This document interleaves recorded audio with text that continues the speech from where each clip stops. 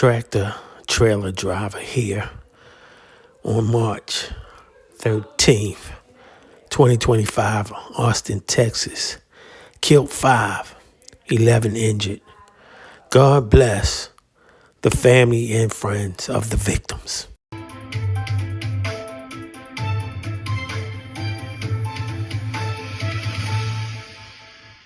Who's been charged after last night's deadly crash on Interstate 35. 5 people were killed in that 17-vehicle pileup. It happened near Palmer Lane. The suspect, Solomun Weldekeal-Araya, is accused of driving while intoxicated. He faces 5 counts of intoxication, manslaughter, and 2 counts of intoxication assault. We want to bring in KVUE senior reporter Tony Plahetsky to walk us through this new information. You have that affidavit in your hands, Tony. What does it say? Yeah, we got it just a few minutes ago, but according to this affidavit, police believe that driver was under the influence of depressants at the time of this crash.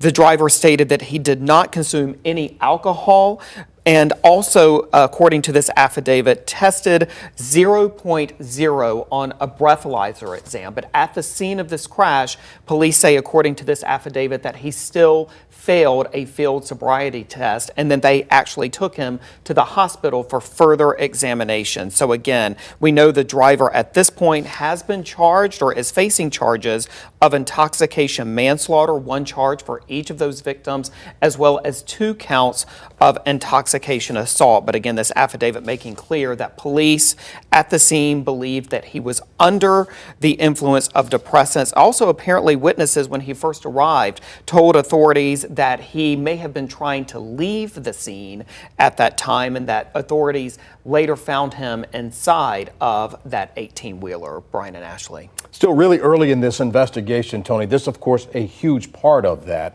What's next in this case? Yeah, so you have, of course, the criminal investigation, and then you have the accident investigation. But authorities are still trying to learn everything they can about the moments that led up to that crash. So, for example, they are likely doing things like trying to collect video evidence from nearby businesses that may have caught what happened on camera. And in addition to that, I'm told that these 18-wheelers, these big rigs, actually have a lot of information on the rig themselves. So, for example, it may have locked in how fast he was going at the time, whether or not he applied his brakes at the time.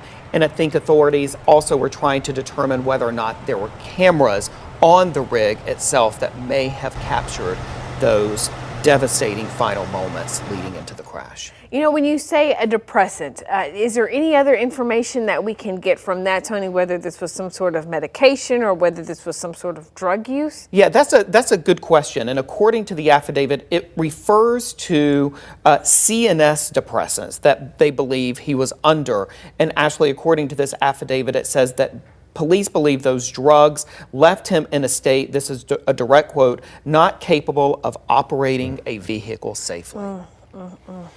It is important to note that a person can be under the influence and intoxicated because of drugs, not necessarily alcohol. And clearly, that is what authorities in this situation are saying in this affidavit they believe happened. A big step in the investigation. Senior reporter Tony Plahetsky with the very latest from the overnight crash in North Austin. Thank you, Tony. You're welcome.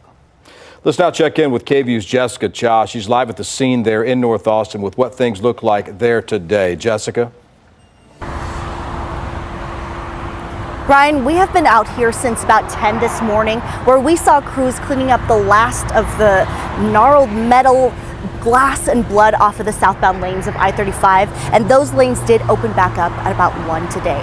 But earlier in the day, we were able to talk to a woman who says she has an employee who was involved in the crash and that he's okay, but ultimately he is shaken up. Now we spoke with Cynthia Hiruzuelo, who says her employee was driving around 11:30 last night on the southbound lane of I-35 near Palmer Lane when he was caught in the crash that involved 16 other vehicles. 17 people were involved and 5 of those people died. She says her employee helped to pull out other people out of their cars and saw others die. She says she's shaken up by what happened, but not surprised. She says this stretch of I-35 is usually extremely dangerous to drive on. It's horrible. It's either there's always an accident, it's just people speeding down the freeway, it's people just being inconsiderate, it's just, it's a construction zone, so people are just zooming by and not realizing stuff like this can happen.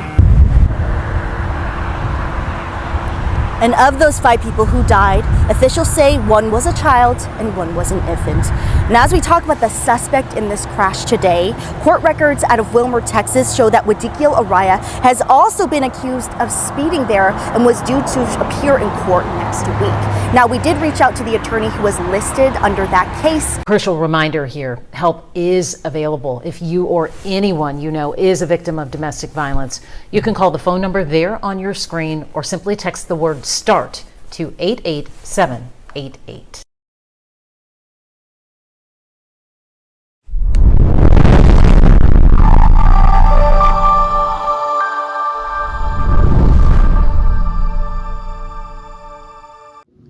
Thanks for watching.